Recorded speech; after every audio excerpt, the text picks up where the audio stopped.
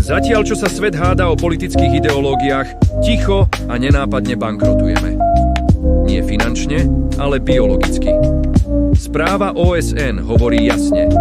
Naše hospodárenie s vodou nie je neefektívne. Je šialené. Polovica najväčších jazier sveta je od 90. rokov na suchu. Štvrtina ľudstva sa pozerá do prázdnych nádrží. Toto nie je cyklus prírody. Toto je výsledok nášho drancovania. Žijeme na dlh. 70% hlavných podzemných rezervoárov kolabuje. Berieme vodu z hlbín, kde sa tvorila tisíce rokov a vypúšťame ju preč. Stratili sme 30% ľadovcov.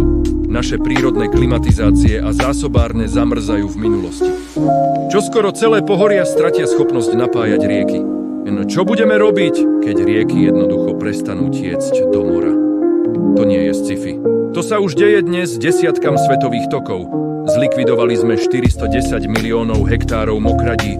Plochu celej Európskej únie sme premenili na mŕtvú zónu.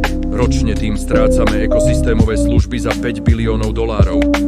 Výsledok? 100 miliónov hektárov pôdy je otrávených solou.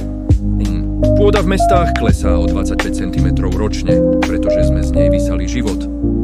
Doslova sa pod nami prepadá zem. Hovoríme o pokroku, ale 2,2 miliardy ľudí nemá bezpečnú pitnú vodu.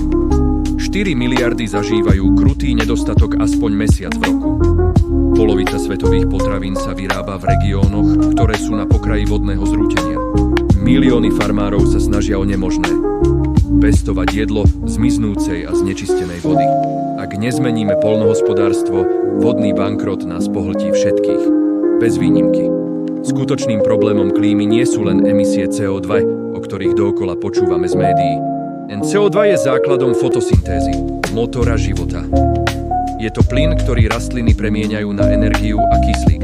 Ale pozor, tento zázrak prírody nefunguje bez vody. Žiadna fotosyntéza, žiadny kyslík, žiadna biomasa bez vody neexistuje. Môžeme riešiť uhlík, koľko chceme. Ale ak necháme vytiecť vodu, život na tejto planete jednoducho skončí. Voda je základ. Všetko ostatné je druhoradé.